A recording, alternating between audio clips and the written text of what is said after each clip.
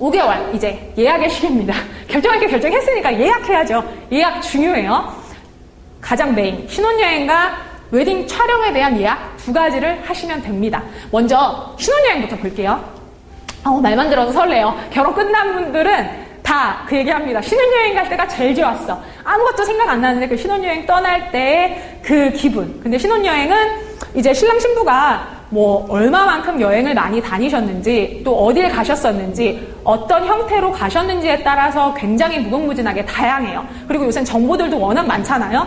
뭐 인터넷 세상에서 워낙 많고 하다 보니까 어렵지 않게 방법들은 정하시는데 사실 어딜 가야 될지 모르겠어요 라는 얘기들을 정말 많이 하세요. 제가 여행사 다닐 때도 그랬고 다짜고짜 저희 신혼여행 어디가 좋아요? 요새 어디 많이 가요? 이렇게 하시는데 그거에 대한 얘기를 해드릴게요. 제가 10년 전 여행사에서 일할 때와 지금과 불변의 탑3 발리, 하와이, 몰디브 이거는 안 변해요. 이게 제일 많이 찾으세요. 아무래도 이제 결혼 준비하느라고 너무 힘드셨잖아요. 그러니까 좀 가서 좀 쉬고 싶고 편안한 휴식을 취하면서 맛있는 것도 먹고 뭐 수영도 하고 이런 거 하시는 거 휴양지를 굉장히 좋아하십니다. 그래서 불변의 탑3고요. 요것 중에 딱 요게 지금 요 그림이 요게 몰디브고요. 발리고 하와이예요. 딱 이 그림으로 모든 것들이 설명이 되는데 몰디브는 딱 이거 보다시피 섬에 들어가서 요 방갈로 요런 거 안에서 둘만 있는 거예요. 여기 안에서 집 하나 빌려놓고 거기서 둘이서 계속 쉬는 수 있는 겁니다.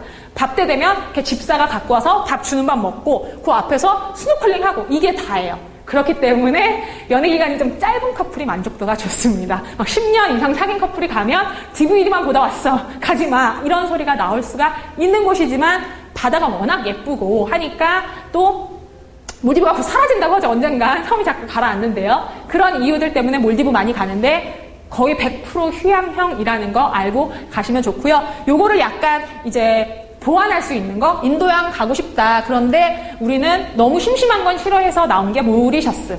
모리셔스가 많이 비교하세요. 바다 같이 예쁜 거 바다 볼 수 있고 여기는 이제 대형 호텔. 대형 호텔에서 그 안에 있는 부대시설 즐기면서 시내 관광까지 같이 할 수 있는 곳. 근데 몰디브와 모리셔스의 단점은 멀고 비싸죠. 그게 되게 큽니다.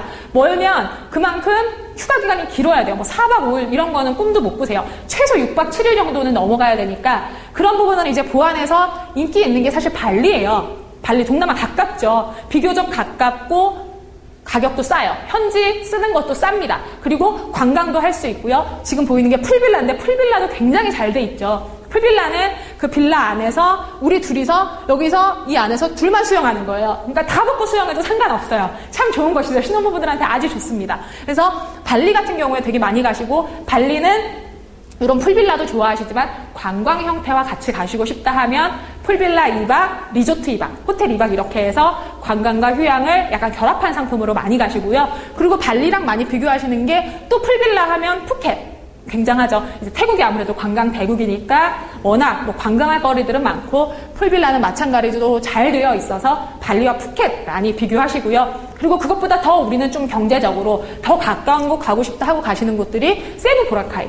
여기는 이제 풀빌라는 없어요. 여기 가서 풀빌라 저희 묵고 싶어요 찾으시면 안 되고 여기는 딱 그림 그대로 호텔들, 대형 호텔들입니다. 이제 대형 호텔들 같은 경우에는 아무래도 우리만의 그 공간은 없지만 가서 다양한 부대시설을 이용할 수 있어요. 뭐 수영장이 1번 수영장, 2번 수영장, 막 3번 수영장까지 있고 레스토랑도 뭐 오늘 조식은 A에서 내일은 B에서 C에서 뭐 이 안에 있는 다양한 것들을 즐길 수 있는 장점이 있고요. 비행시간이 좀 가깝기 때문에 좋고 그리고 이런 뭔가 에메랄드빛 바다를 보시고 싶은데 가까운 데 가고 싶다는 분들은 보라카이 이런 데 가셔야 돼요.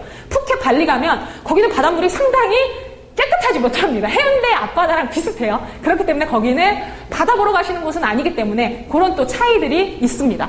그리고 나서는 하와이, 뭐 약간 신혼여행에 대한 로망을 갖고 계신 신부님들이 제일 많이 사실 좋아하시는 곳이에요. 쇼핑과 관광을 다 같이 즐겁게 할 수 있는 곳인데 보시면 이런 대형 호텔들이 있고요.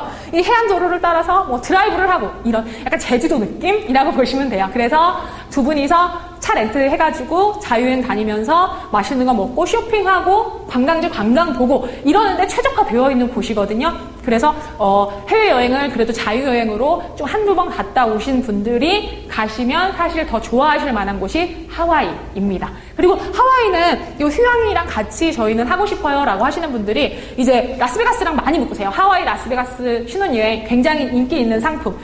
이제 미국이 관광비자 승인만 받으면 갈 수 있게 되면서 본토를 묶어서 가는 게 굉장히 인기가 있고요. 하와이 대신 라스베가스랑 요새 칸쿤이 되게 떠요.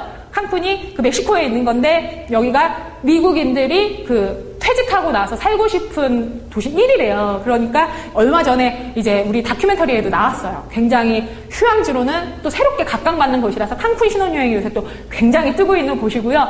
칸쿤은 우리나라에서 직항이 없어요. 그래서 미국이랑 껴서 가는데 칸쿤이랑 또 많이 묶는 곳이 이제 뉴욕. 이렇게 뉴욕, 칸쿤 신혼여행 상품들 굉장히 많이 이제 찾고 계시고요. 그리고 관광형 여행 원하신다라고 하시면 유럽은 엄청들 많이 가시더라고요. 또 파리, 지금 여기는 이제 그리스 산토리니인데 어딜 가시는에 따라 유럽 안에서만도 워낙 국가들이 많으니까 찾으셔서 하나만 가시는 경우도 있고 두세 국가 묶어서 가시는 경우도 있고요. 이런 관광 형태 좋아하시는 분들이 약간 자연적인 부분들도 좋아하시면 뉴질랜드랑 호주까지 여기까지 하면 신혼여행지는 웬만한 데 다 훑은 것 같아요. 이거 외에 인도로 난 가고 싶어요. 이런 분들도 물론 계시겠지만 그건 예외로 보고요. 신혼여행지 거의 탑10 안에 드는 곳들은 다 지금 되어 있다고 보시면 되는데 이런 것들을 정하실 때 사실 내가 원하는 게 뭔지에 대한 생각이라든지 의견 이런 것들을 얘기하시는 게 정말 중요해요. 단순히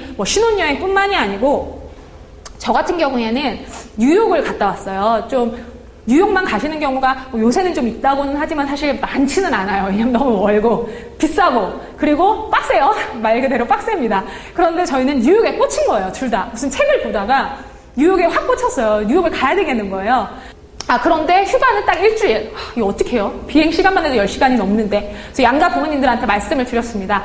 부모님 저희 뉴욕에 너무 가고 싶어요. 가야 되겠습니다. 깜짝 놀라셨어요. 뉴욕에 간다고? 신혼여행으로 놀라셨어. 예, 근데 아시다시피 뉴욕이 한번 가기도 쉽지 않고 비용도 비싸고 또 언제 가겠어요. 그래서 저희 신혼여행에 올인하고 싶거든요. 그거 이해하시죠? 이해하시겠죠? 당연히 이해하시죠? 그런데 그렇게 올인을 하려고 보니까 우리가 휴가가 일주일이라 신혼여행 갔다 와서 양가에 인사를 못 드릴 것 같아요. 그래서 저희 못 드릴 것 같은데 괜찮죠? 신혼여행 중요하잖아요? 라고 말씀을 드렸어요. 근데 걷다 대고 부모님들이 말도 안 되는 소리 하지 말고 강정아! 이러시는 분 사실 없거든요. 왜냐하면 신랑 신부가 사실 원하는 바도 잘 모르고 상의도 안 됐고 그런 얘기를 못하기 때문에 그런 이야기들이 이루어지지 않는 거지 보통은 그런 얘기를 하셨을 때는 그래 맞는 얘기네 라고 해주세요. 근데 보통은 신랑 신부가 그런 상의들 없이 이렇게 멍 때리고 있다가 부모님한테 전화가 오십니다.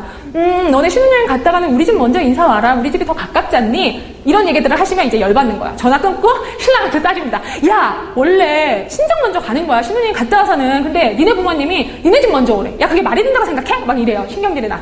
신랑은 이제 야 너 지금 니네 부모님이라 그랬어? 너 지금 우리 부모님한테 니네 부모님이라 그런 거야? 이러면서 지금 엄한 쪽으로 빠져서 싸움이 산으로 가기 시작합니다. 그러면 신혼여행에 대한 얘기는 물론이고 결혼 준비가 거기에서 엉망진창 산으로 가는 또 싸움이 시작돼요. 보통 그런 식으로 상의들을 나누시죠. 그렇기 때문에 미리 나와 네가 우리 두 사람 결혼할 사람들이 상의를 나누시고요. 그런 다음에 우리가 어떻게 하고 싶은지에 대해 정해 두시면 돼요. 사실 부모님들도 잘 모르세요. 결혼 준비 신랑 어머님 아버님들도 해보신 지 결혼하신 지 굉장히 오래되셨고 모르시니까 신랑 신부 마음도 모르시거든요. 그렇기 때문에 미리 우리가 상의를 하고 그런 것들에 대해 부모님한테 얘기를 드리고 서로 상의를 해서 조율을 해서 맞춰나가면 되는 부분이라는 얘기를 꼭 드리고 싶어요. 그렇기 때문에 신혼여행 준비하시면서 그런 내가 원하는 스타일 얘기하면서 그런 부분들도 얘기하시면 자연스럽게 그게 결혼식 이후의 준비죠. 저희는 그러니까 신혼여행 다녀와서 바로 인사를 당장 드리는 게 중요한 것보다는 살아가면서 얼마나 더 자주 뵙고 얘기 나누고 그러느냐가 더 중요하다고 생각을 했거든요. 그래서 저희가 결혼식이 끝나고 아마 양가 집에서 이렇게 저희 집에 서울로 올라오셨던 것 같아요. 한 번씩. 지금 기억도 잘 안 나요. 그거는. 그런데 저희가 얘기하면서 잘 살아보자. 부모님이랑 자주 얘기하고 더 그런 것들이 중요하지 않냐. 왜냐면 1, 2년 살고 말 거 아니잖아요. 굉장히 깁니다. 우리가 살아갈 인생은. 그러니까 그런 것들 자연스럽게 하자라는 얘기를 해서 그렇게 살고 있거든요. 그러니까 이런 것들이 이렇게 자연스럽게 맞물려서 살아가실 수 있는 준비들을 해보셨으면 좋겠어요.